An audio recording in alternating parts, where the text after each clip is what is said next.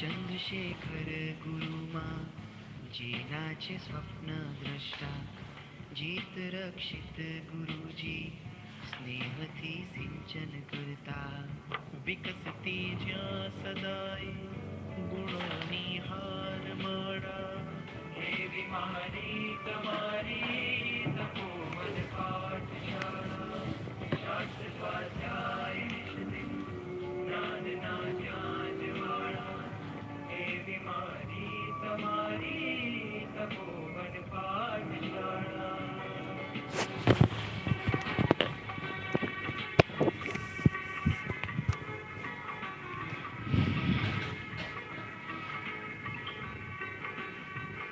અમૂલ્ય મૂલકભાઈ ભવ્ય ઉપેન્દ્રભાઈ આધાર સ્તંભ જેના સેવા કરતા સવાઈ. नमो नमो प्रणाम सातामा છો દરેકે प्रणाम गुरुजी आप प्रणाम सातामा गुरुजी देव गुरु बसाई नमो पर्यंतानम नमो सिद्धानम नमो आयर्यानम नमो बज्झायानम नमो लोए सव्वसाहूनम एषो पंचन मुक्कारो सब्बपापपणासनो मंगलानं च सव्वेसिं पढमं हवै मंगलम. परम पूज्य पूज्यपाद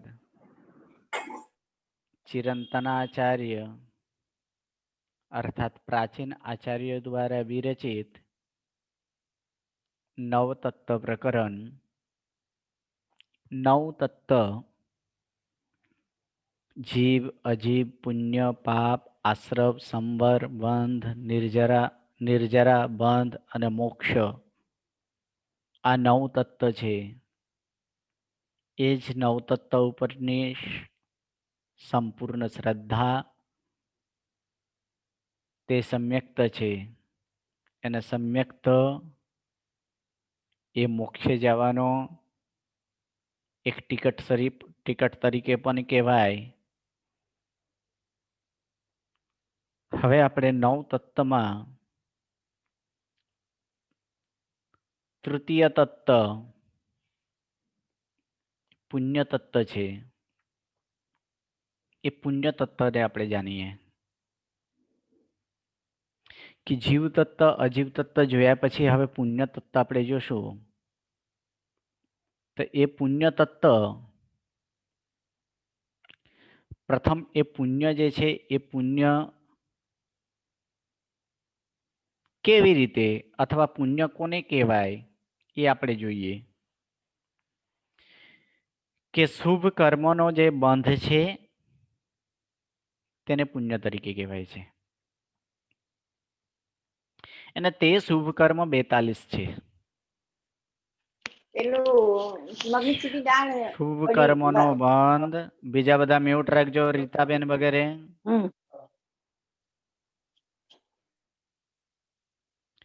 શુભ કર્મનો જે બંધ તે જ પુણ્ય તત્વ છે. તે જ પુણ્ય તરીકે કહેવાય. તે કર્મ એ પણ પુણ્ય તરીકે કહેવાય. એ શુભ કર્મ જેના કારણે બંધાતું હોય તે પણ પુણ્ય તત્વ તરીકે કહેવાય. તે પણ પુણ્ય તરીકે કહેવાય. શુભ કર્મનો આશ્રવ તે પણ પુણ્ય તરીકે કહેવાય છે. શુભ કર્મનો ઉદય તે પણ પુણ્ય તરીકે કહેવાય છે. અર્થાત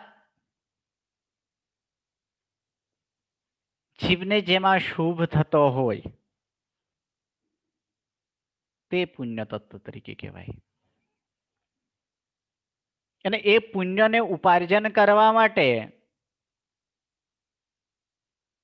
એ પુણ્ય ક્યાંથી ઉપાર્જન થાય તો તેના સ્થાનો પણ બતાવ્યા છે. અર્થાત એ પુણ્યનું બંધનું કારણ કોણ હોઈ શકે?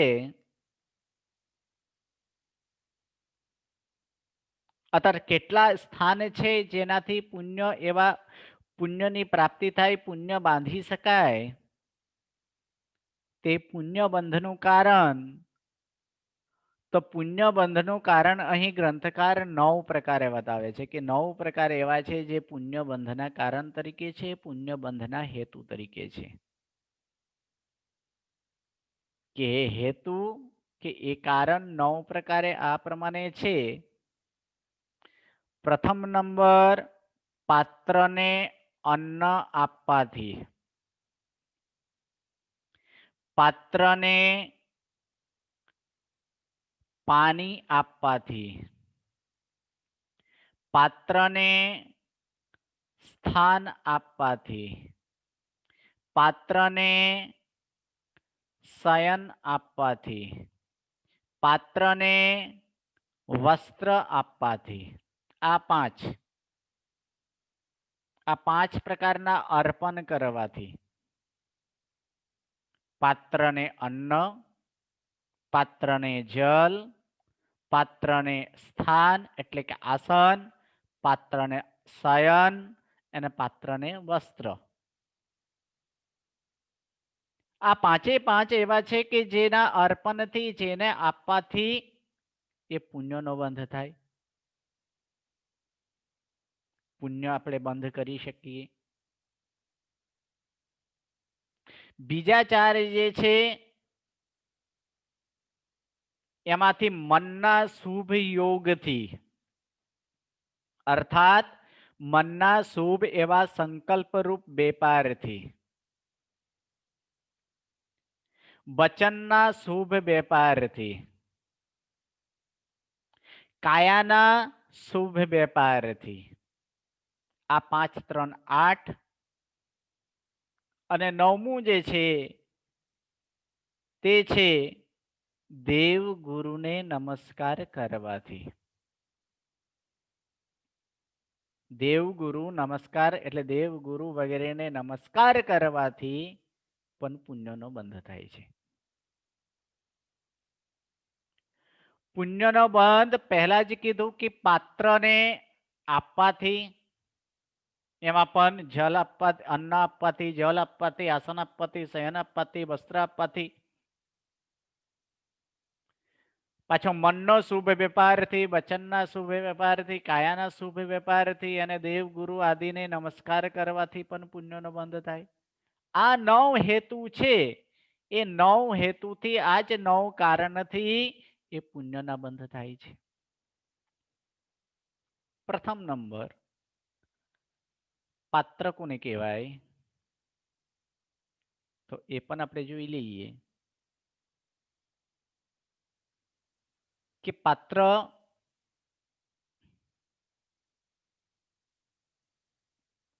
ત્રણ પ્રકારની અંદર કહી શકાય છે.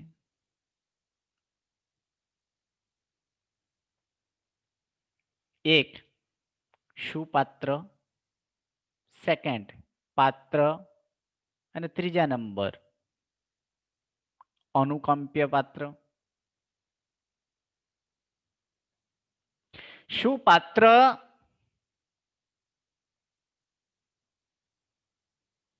જે પાત્ર સુંદર હોય, સામાન્યથી વ્યાખ્યા કરીએ તો આવું વ્યાખ્યા થાય, જે પાત્ર સુંદર હોય તે પાત્ર સુપાત્ર તરીકે કહેવાય. આમ સામાન્યથી આપણે કહીએ.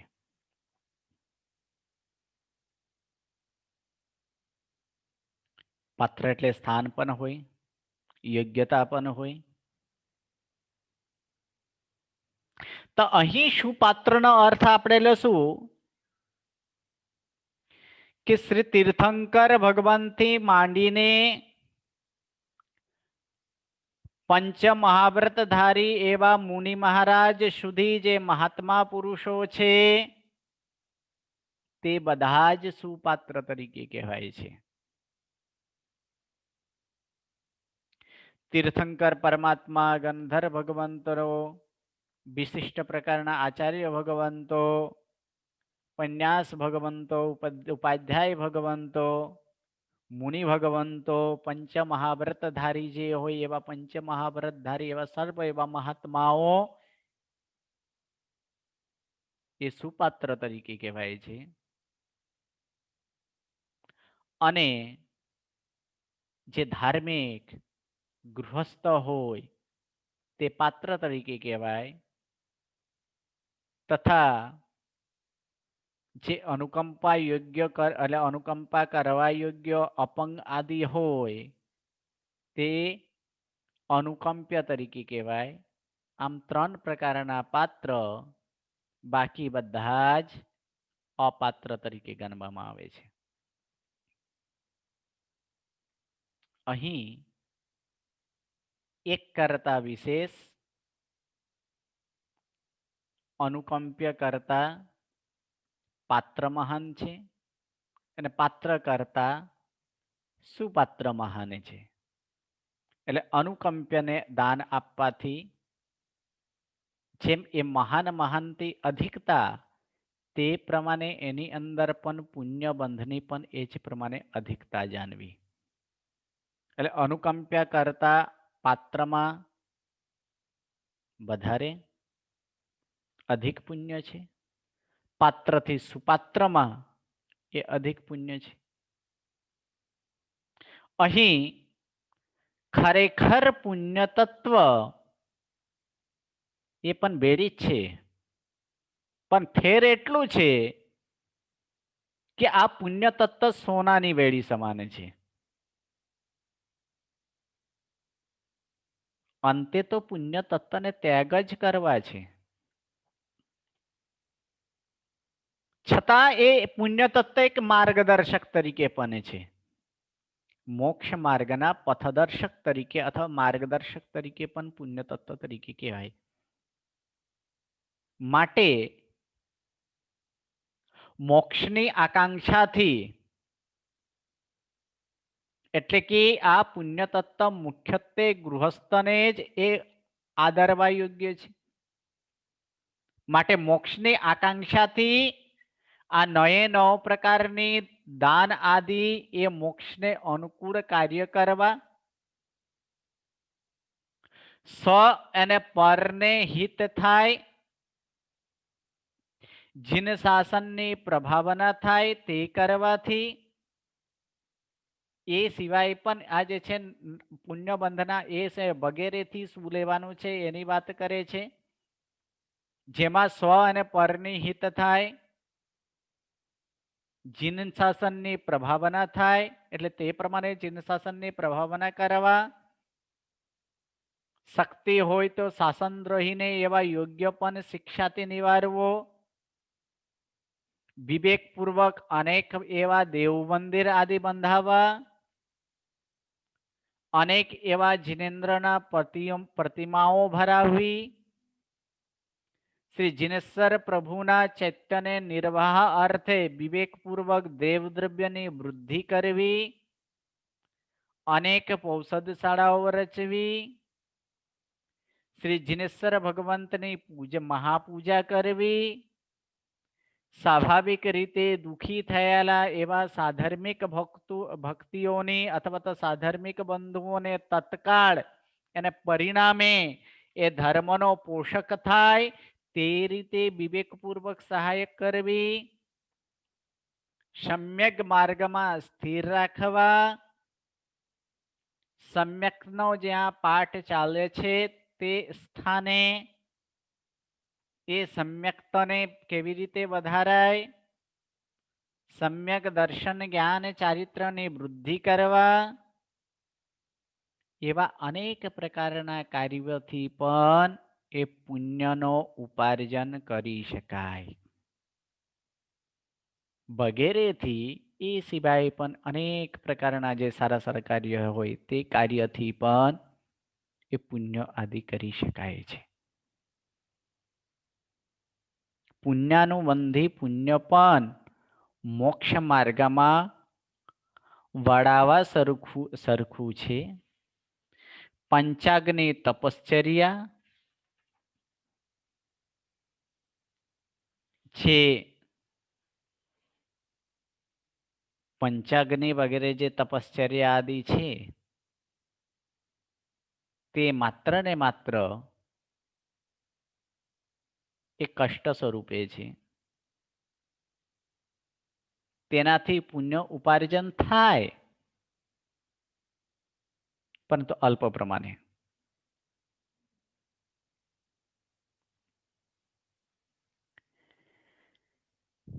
એટલે ખરેખર સંસાર વૃદ્ધિ આ પરંપરાઓ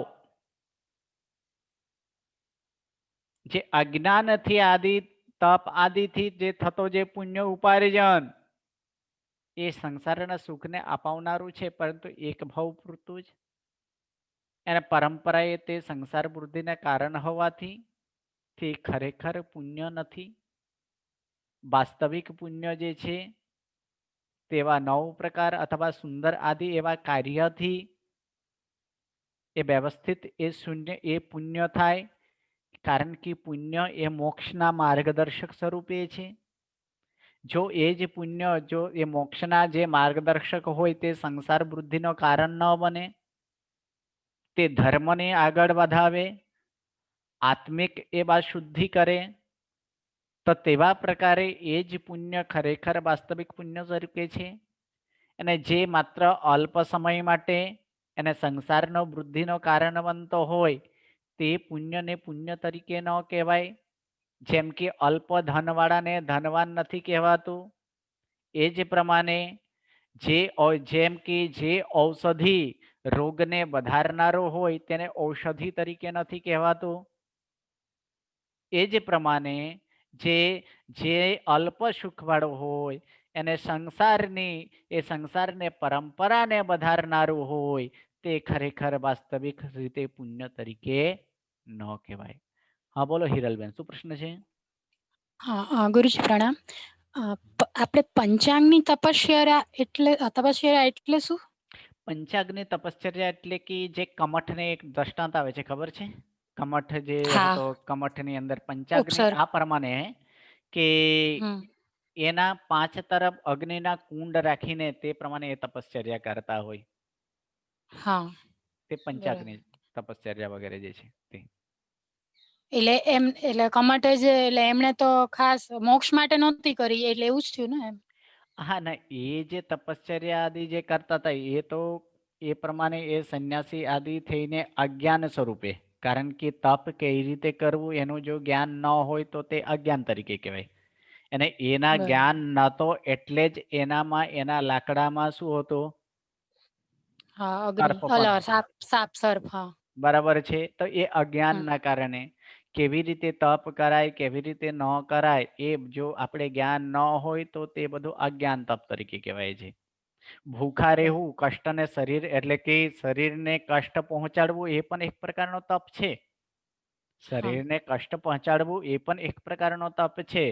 પણ એ શરીરને કષ્ટ પહોંચાડી દે કઈ રીતે? કોઈ જે છે પરવશના આધારે પણ શરીરને કષ્ટ પહોંચાડે. કોઈક એવા છે લોભના કારણે, કોઈક એવા છે ખાવાના કારણે, કોઈ એવા છે કે જેનો એ સિવાય કોઈ ઉપાય જ નથી, તે પ્રકારે શરીરને કષ્ટ પહોંચાડે. તો એ બધા શું છે? એ બધા જે છે તે બાલ તપ તરીકે કહેવાય છે. આ બધા કેવા? અજ્ઞાન તપ. તપ તો થાય છે પણ કેવું? અજ્ઞાન તપ અથવા બાલ તપ તરીકે કહેવાય. પણ જે ખરેખર આત્માનો હિત થાય, આનાથી કર્મ બળે, કર્મ દૂર થાય, કર્મ નાશ થાય, તે પ્રમાણે જે શરીરને કષ્ટ પહોંચાડે તે જ ખરેખર એ જ તે સમયે કાય ક્લેશ તપ આદિ વગેરે જે છે એ જ ખરેખર તપ તરીકે કહેવાય. હવે અહીં આ જે 9 પ્રકારના પુણ્યના બંધના જે કારણો આપણે જોયા, આહાર એટલે અન્નદાન, જળદાન, વસ્ત્રદાન, આસનદાન, શયનદાન વગેરે જે આપણે એની અંદર આપણે જોયું એ 5એ 5. અને સાથે સાથે મન પુણ્ય, વચન પુણ્ય, કાયા પુણ્ય અને એવા દેવગુરુ આદિ જે નમસ્કાર પૂર્વક જે થતા પુણ્ય તે નમસ્કાર પુણ્ય. આવા 9 પ્રકારના જે પુણ્ય છે એ 9 પ્રકારના પુણ્યના એ કારણ છે. એટલે આ 9 પ્રકારે કરવાથી તે પુણ્યની પ્રાપ્તિ થાય છે, પુણ્યનો બંધ થાય છે. પણ એ 9 પ્રકારે કરેલા કાર્યથી અથવા તે કારણે કેટલા પ્રકારે કાર્ય થાય, એ 9 કારણથી કાર્ય કેટલા સ્વરૂપે આવે એટલે કેટલા પ્રકારે પુણ્ય થાય, તો તે જ પુણ્યને એની અંદર પુણ્યના પ્રકાર બંધાવતા એટલે પ્રકાર બતાવતા પછીની ગાથામાં ગ્રંથકાર કહે છે કેટલા પ્રકારે છે. ચલો આપણે ભેદ આપણે જોઈ લઈએ ફરી એકવાર. જીવ તત્વ કેટલા પ્રકારે છે? 14 બરાબર છે. અજીવ તત્વ 14 પુણ્ય તત્વ 42 42 પાપ તત્વ 82 82 આશ્રમ તત્વ 42 42 છે. શંબર તત્વ 42 57 છે. 57 બરાબર છે. બંધ તત્વ 12 ચાર બંધ નિર્જરા ચાર 12 છે.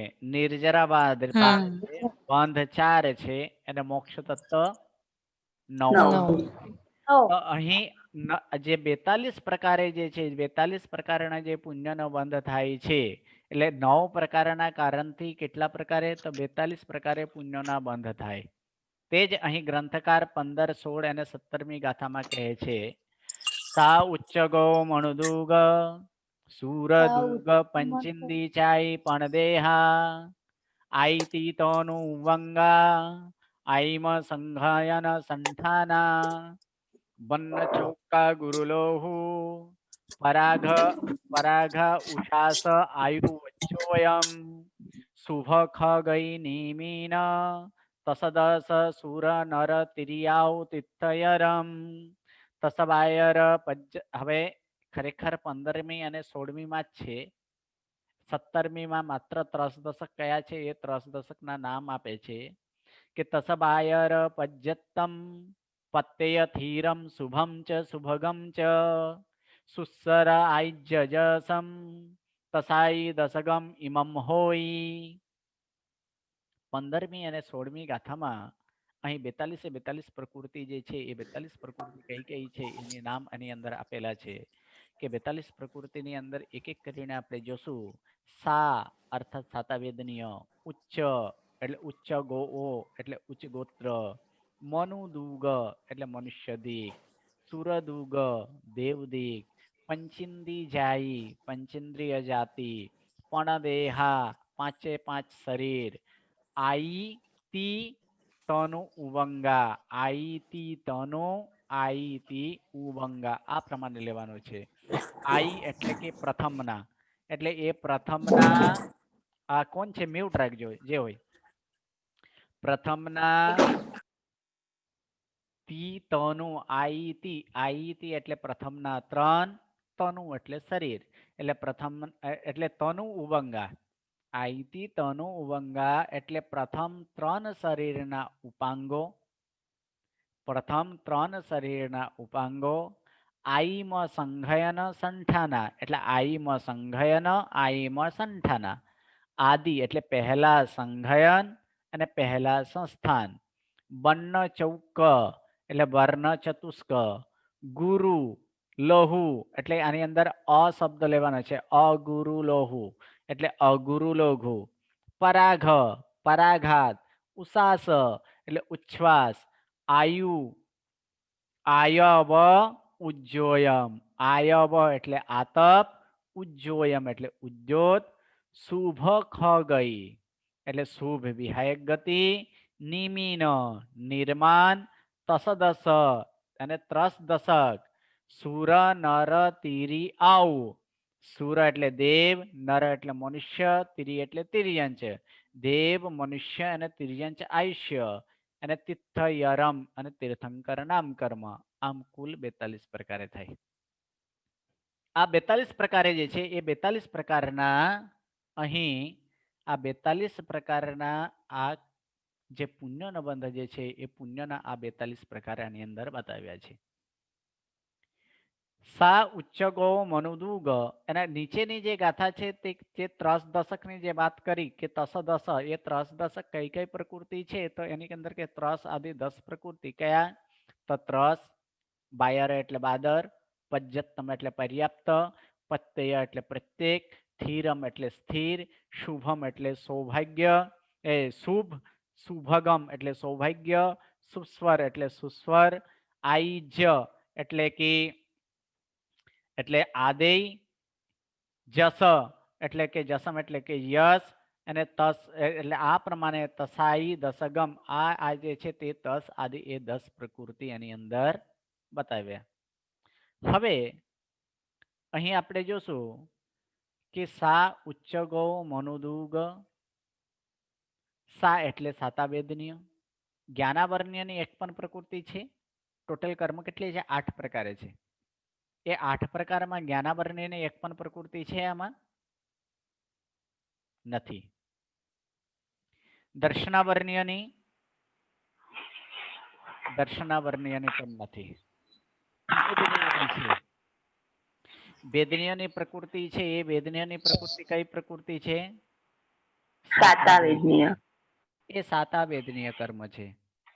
એટલે આમાં સાતાવેદનીય કર્મ જે છે એ સાતાવેદનીય કર્મ. પછી ગોત્ર કર્મમાંથી એક ઉચ્ચ ગોત્ર છે. હવે જે આની અંદર દીક શબ્દ જે લખેલા છે, દ્વિક એટલે શું લેવાનું અને ત્રિક એટલે શું લેવાનું, જે કર્મગ્રંથની આદિની અંદર પણ કહેલા છે, છતાં અહીં એક વાર દ્વિક એટલે શરીર અને અંગોપાંગ લેવાનું છે. ગતિ, જાગૃતિ બેન મ્યુટ રાખજો. ગતિ અને અનુપૂર્વી લેવાનું છે. ગતિ અને અનુપૂર્વી. જ્યારે કોઈ પણ ગતિની વાત થાય, દેવ, મનુષ્ય, તિર્યંચ અને નારદ, એની સાથે દુગ શબ્દ જો લખેલા હોય તો ત્યારે ગતિ અને અનુપૂર્વી સમજવાનું. જો ત્રિક શબ્દ લખેલો હોય તો એની સાથે આયુષ્ય પણ જોડવાનું. મનુષ્ય ત્રિક બોલે તો મનુષ્ય ગતિ, મનુષ્ય અનુપૂર્વી અને મનુષ્ય આયુષ્ય. દેવત્રિક બોલવામાં આવે તો દેવ ગતિ, દેવ અનુપૂર્વી, દેવ આયુષ્ય. તો અહીં કે ઉચ્ચ ગોત્ર પછી મનુષ્ય દીક છે. મનુષ્ય દીક અર્થાત મનુષ્ય ગતિ અને મનુષ્ય અનુપૂર્વી. દેવ દીક છે, દેવ ગતિ અને દેવ અનુપૂર્વી. પંચેન્દ્રિય જાતિ. જાતિ 5 પ્રકારે છે. એકેન્દ્રિય, વેન્દ્રિય, તેન્દ્રિય, ચોરેન્દ્રિય, પંચેન્દ્રિય. તો આમાંથી પંચેન્દ્રિય જાતિ એ પુણ્ય પ્રકૃતિ છે. 5 પ્રકારનું શરીર. 5 પ્રકારનું શરીરમાં કયા? ઔદારિક, વૈક્રિય, આહારક, તેજસ અને કાર્બન. આમ 5 પ્રકારનું શરીર. આઈતી તનુ ઉભંગા, પહેલા 3 શરીરના ઉપાંગો. કારણ કે ઉપાંગ જે છે તે 3 શરીર જ છે. કયા કયા? ઔદારિક ઉપાંગ, વૈક્રિય ઉપાંગ અને આહારક ઉપાંગ. I'm સંઘયન, I'm સંઠાના. આ આઈમ શબ્દ બંને જગ્યાએ આપણે જોડવાના છે. પહેલો સંઘયન અર્થાત વજ્ર ઋષભ નારદ સંઘયન, અને પહેલું સંસ્થાન એટલે સમચતુસ્ત્ર સંસ્થાન. વર્ણ ચૌક એટલે વર્ણ ચતુષ્ક એટલે કે વર્ણ, ગંધ, રસ અને સ્પર્શ. અગુરુ લોહુ, અગુરુ લઘુ. પરાઘા એટલે પરાઘાત. ઉચ્છ્વાસ એટલે ઉચ્છ્વાસ. આયબ એટલે આતપ. ઉજ્જવયમ એટલે ઉદ્યોત. શુભ ખગઈ એટલે એવા શુભ વિહાયક ગતિ. નિમિન અર્થાત નિર્માણ. તસદસ એટલે ત્રસ દસ, આને ત્રસ દશક. આટલા તે બધા જ જે છે એ નામકર્મમાં આવી જાય. આ બધા એ નામકર્મના છે. આગળ દેવગતિ એટલે દેવાયુષ્ય, મનુષ્યાયુષ્ય અને ત્રિજંચાયુષ્ય, આમ 3 આયુષ્ય. અને હજી એક નામકર્મની અંદર એક એક્સ્ટ્રા એની જે છે તે છે જીન નામકર્મ એટલે તીર્થંકર નામકર્મ. આમ કુલ આ જે 42 પ્રકૃતિ છે એ 42 પ્રકૃતિ પુણ્ય પ્રકૃતિ તરીકે કહેવાય છે. હા બોલો શ્વેતાબેન. હા ગુરુજી, પ્રણામ ગુરુજી. બોલો. ગુરુજી આપણે પ્રથમ સંજ્ઞાન જે વજ્ર ઋષભ નારાજ કીધું અને પ્રથમ સંસ્થાન હમ. તો ઈ હમણાં તો કોઈને નહીં હોય ને? ના, હમણાં કોઈને નથી. સંસ્થાનની અંદર કદાચ એ સંસ્થાન હોઈ શકે છે, પણ સંઘાયન અત્યારે નથી. તો હમણાં સર આપણે કયું સંજ્ઞાન ને સંસ્થાન હોય? આની અંદર એ સંઘાયનની અંદર કારણ કે મનુષ્યને 6 સંઘાયન પણ કીધા છે, 6 સંસ્થાન પણ કીધા છે. એની હા અંદર એ સંસ્થાનની અંદર જે છે એ અલગ અલગ જે છે, જો આની અંદર આપણે એક સમાન માપ ન હોય તો એવા હુંડક સંસ્થાન પણ હોઈ શકે છે. અચ્છા સર, એટલે સંજ્ઞાન એટલે હાડકાનો બાંધો એ જ ને? હા, હાડકાના બાંધોને જે મજબૂતી છે તે. અને સંસ્થાન એટલે? આકાર, જીવનો અચ્છા આકાર. કેવા આકાર? 6 પ્રકારના આકાર બતાવ્યા છે સામુદ્રિક શાસ્ત્ર પ્રમાણે. એ સામુદ્રિક હમ શાસ્ત્ર પ્રમાણે 6 એટલે 6 જે છે એક 4 ખૂણાથી જે યુક્ત હોય, અર્થાત 4 ખૂણો જેનો એક સમાન હોય તેને સમચતુરસ્ર સંસ્થાન કીધા છે. એ તો સર ભગવાનના જ હોય ને સમચતુરસ? દેવને પણ હોય, મનુષ્યને પણ હોય. અચ્છા, મનુષ્યને હોય? હોઈ શકે. અચ્છા પછી સેકન્ડ નંબર જે સંસ્થાન હતો એ સંસ્થાનની અંદર એવું છે કે ન્યાયગ્રોધ પરિમંડળ સંસ્થાન. હા પરિમંડળ એટલે કે નાભીથી ઉપરના ભાગ જે છે એ નાભીના ઉપરના ભાગ અને નાભીથી નીચેના ભાગ, એ બેમાં આપણે હા જોવાનું છે કે નીચેનો ભાગ સુંદર હોય, ઉપરના ભાગ અસુંદર હોય, એ પણ એક પ્રકારનું સંસ્થાન છે. ઉપરના ભાગ સુંદર હોય, નીચેનો ભાગ અસુંદર હોય, એ પણ એક સંસ્થાન છે. હા એટલે આ પ્રમાણે 6 પ્રકારના ત્યાં આકાર બતાવ્યા છે. કેવા કેવા કેવા કેવા એટલે સર પ્રકારના એ છે. સંસ્થાન 6 છે અને સંઘાયણ કેટલા છે? સંઘાયન પણ 6 છે. સંઘાયણ પણ 6 છે. સંઘાયન પણ 6 છે. હા ઠીક દંડકમાં આવે છે, સર. કર્મગ્રંથ આદિ વિષય પણ આવે છે. ઓકે, હા, અને સર જાગૃત. એક પરાઘાત એટલે શું? પરાઘાત એ પણ એક નામકર્મનો છે કે જે પોતાના રીતે જ પોતે જે દુઃખી થતા હોય તે. એ તો ઉપઘાત તરીકે કહેવાય, મિચ્છામિદુક્કડમ.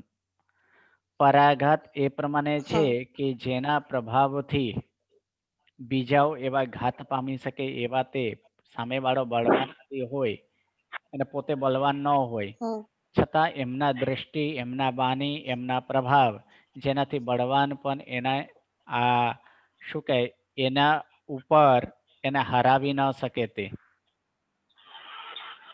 તો સર એના કારણે પછી જેમને મતલબ વધારે સારા હોય એને કર્મ બંધ થાય અગર આ કોઈ બધ એમના માટે ખરાબ વિચારતું હોય તો? હા, કર્મબંધ હંમેશા થાય છે. કર્મબંધના કારણો જે છે મિથ્યાત્વ, અવિરતિ, કસાય અને યોગ છે. જ્યાં સુધી મિથ્યાત્વ, અવિરતિ, કસાય અને યોગ રહેશે ત્યાં સુધી કર્મબંધ થાય છે. માત્ર આપણે સામાન્ય મનુષ્યને જ નહીં, તીર્થંકર પરમાત્માને પણ કર્મબંધ થાય છે. કયા? સહયોગી કેવલી. સહયોગી કેવલી જે છે, હા જે સહયોગી. 13મા ગુંઠને હોય, એ કેવલ જ્ઞાનને પ્રાપ્ત થયેલા હોય, છતાં પણ તેઓ કર્મ બંધ કરે છે. કારણ અત્યાર સુધી કર્મબંધના સંપૂર્ણ કારણો એટલે કે દૂર નથી થયા. મિથ્યાત્વ દૂર થયા છે, હા અવિરતિ દૂર થયા છે, કસાય દૂર થયા છે, પરંતુ યોગના કારણે હજી પણ કર્મ બંધાય છે ત્યાં. એટલે કર્મ બંધ તો એ 14મા ગુણસ્થાનક સુધી ચાલે. એ થાય. ઠીક છે ગુરુજી, પ્રણામ ગુરુજી. હા, બોલો હિરલબેન. ગુરુજી આપણે અનુપૂર્વી એટલે શું? આનુપૂર્વી. આનુપૂર્વી એટલે શું એ પણ કહીએ કે એક ભાવથી બીજા ભાવમાં જે સમય એક ભાવથી બીજે ભાવ તે જાય ને, જીવ એક ગતિથી બીજે ગતિ, આ ભાવથી પૂર્ણ કરીને બીજા ભાવે જાય. તો બીજા ભાવે જવા માટે જે જ્યારે જીવ જાય તે એને આકાશ પ્રદેશના અનુસારે જ જાય. આકાશ પ્રદેશ ત્યાં જે પ્રમાણે ગોઠવેલા હોય તે જ અનુસારે ત્યાં એક ભાવથી બીજા ભાવે જાય. અને તે સમયે જે કાટખૂણો આકારે એટલે કે એનું ગતિ, જેને વિગ્રહ ગતિ તરીકે પણ કહેવાય છે, તો એ વિગ્રહ ગતિ એની અંદર આ પ્રમાણે જે બીજા ભાવમાં એક ભાવથી બીજા ભાવની અંદર જે વચ્ચેનો જે ગતિ છે ને, એ ગતિનો ઉદયને જ તેને આનુપૂર્વી તરીકે કહેવાય છે. બરાબર. હા જાગૃતિબેન. ગુરુજી. હા જી પ્રણામ ગુરુજી. કર્મની પ્રકૃતિ છે.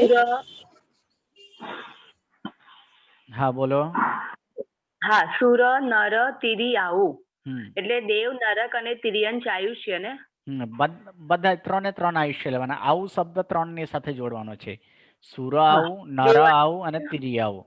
દેવાયુષ્ય, તો ગુરુ મનુષ્ય આયુષ્ય અને તિર્યંચ આયુષ્ય. હા મનુષ્ય કે તિર્યંચ નરક આયુષ્ય કીધું?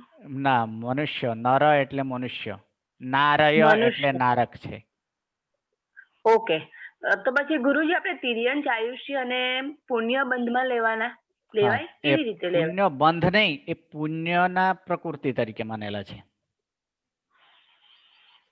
કેવી એટલે રીતે? પુણ્ય હવે પુણ્ય બાંધવાના કારણ કહેવાય ને? ના, પુણ્ય બંધવાના કારણ નહીં, આ પુણ્યના કાર્ય સ્વરૂપે છે. કારણ તો આપણે 9 જોયા. હા આ કાર્ય છે, એટલે કે આ પુણ્યના ભેદ તરીકે છે ત્યાં. એટલે પુણ્ય ભોગવાય. એટલે પુણ્ય એટલે શું કીધું? પહેલા જ આપણે પુણ્યની વ્યાખ્યા કરી હતી. પુણ્ય એટલે શું? શુભ જે કર્મનો શુભ બંધ. કર્મ તે શુભ કર્મ તે પણ પુણ્ય છે. શુભ કર્મનો ઉદય તે પણ પુણ્ય છે. શુભ કર્મનો બંધ તે પણ પુણ્ય છે. શુભ કર્મનો આશ્રમ તે પણ પુણ્ય છે. હવે તિર્યંચ આયુષ્ય જે સમયે ઉદયમાં હોય તો તિર્યંચ આયુષ્ય એટલે એ આયુષ્યવાળા તિર્યંચવાળા આયુષ્ય પણ એ પોતાના આયુષ્યને પોતાનું પ્રાણ બધાને શું હોય છે? વાલું હોય છે. એ ક્યારે મૃત્યુ પામવા માટે ઈચ્છે? તિર્યંચ હા એ ઈચ્છે છે? નથી ઈચ્છતા ને. એ પણ નથી ઈચ્છતા, એટલે કે એમનો પ્રાણ એટલે કે એ આયુષ્ય પણ એને કેવો છે? શુભ છે ને. પોતાના ભાવમાં હું પણ જીવી લઉં એ એને સારું લાગે છે, હા એટલે કે પ્રિય છે. માટે તિર્યંચ આયુષ્ય કેવો છે? શુભની અંદર છે. એ જ પ્રમાણે મનુષ્ય અને દેવ તો આપણે જાણીએ છીએ કે એ પણ પોતાના આયુષ્ય કોઈકે ક્યારેય પણ એ ત્યાગતા નથી. કોઈકને અત્યારે કહેવામાં આવે કે તારે કોઈક એવા ડોક્ટરે એને કહી દે કે તારે હવે 2 દિવસમાં મૃત્યુ થવાના છે, આ રોગ બહુ જ પ્રચંડ છે, તો પછી એનો ભાવ કેવો થાય તે સમયે?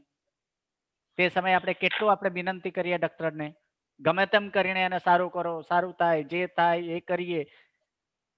એટલે એ શું થાય કે પોતાના પ્રાણ કરતા કોઈ પણ વસ્તુ એને પ્રિય નથી લાગતું, એટલે કે એમાં તિર્યંચ પણ શું કે તિર્યંચ પણ પોતાના આયુષ્યને છોડવા માટે તૈયાર નથી થતા. માત્ર એકમાત્ર નરકવાળા જ એવા છે કે જે હંમેશા ઈચ્છતા હોય કે હું અહીંયાથી નીકળું, હું અહીંયાથી ક્યારે મરું, એવું જ એક ઈચ્છતા હોય એ જ. બાકી કોઈ એવા 3 આયુષ્યમાંથી કોઈ પણ આયુષ્યવાળા એમ ઈચ્છતા નથી. માટે નરક આયુષ્ય બસ. જે છે તે કેવું છે? પાપ પ્રકૃતિ છે. અને તિર્યંચ હા, આયુષ્ય કે બાકીના 3 આયુષ્ય એ પુણ્ય પ્રકૃતિ છે. પુણ્ય પ્રકૃતિ છે. અચ્છા, એટલે ગુરુજી આમાં બધા જ આવી ગયા ને? એટલે બધા જ જીવો આવી ગયા નરક હા સિવાયના? હા બધા જ આવી જાય. અચ્છા જી ગુરુજી. હાજી પલ્લવીબેન. હા, પ્રણામ ગુરુજી. મને એ પૂછવું હતું કે આપણે કીધું તેમ પુણ્ય તત્વમાં કયા કર્મની કેટલી પ્રકૃતિ છે, એ જરા મને એક વખત સમજવું હતું. જેમ કે જ્ઞાનની નથી, દર્શનની નથી, વેદનાની એક છે, તો મોહનીયની કેટલી? આપણ કહી દઈએ છીએ.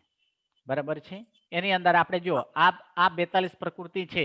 42 પ્રકૃતિ તે આપણે એની અંદર વિચારી લો કે 42 પ્રકૃતિ જે છે. 1 મિનિટ ચાલુ રાખજો.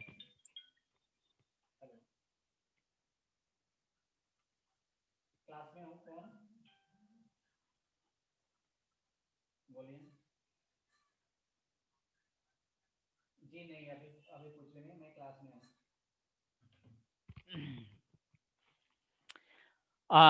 અહીં આપણે વિચારી લઈએ તો એક એક કરીને આજે 42 પ્રકૃતિ કહેતા ક્યાં સુધી કે 16 ગાથા સુધી જે 42 પ્રકૃતિ આપી દીધા છે.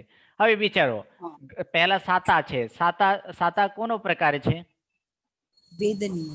બેદનીય છે, એટલે કે બેદનીય કર્મ છે. પછી ઉચ્ચ ગોત્ર, એ કોનો પ્રકાર છે? કયા કર્મનો પ્રકારની અંદર આવે? ગોત્ર કર્મમાં આવે છે. ઓકે. મનુષ્ય દીક છે, તો મનુષ્ય દીકની અંદર શું કીધું? ગતિ અને અનુપૂર્વી. તો મનુષ્ય ગતિ અને મનુષ્ય અનુપૂર્વી આ બંને કોના પ્રકાર છે? નામ કર્મની. કોના? નામ કર્મની છે. કારણ કે નામ કર્મ કેટલા? નામ કર્મ મુખ્ય એના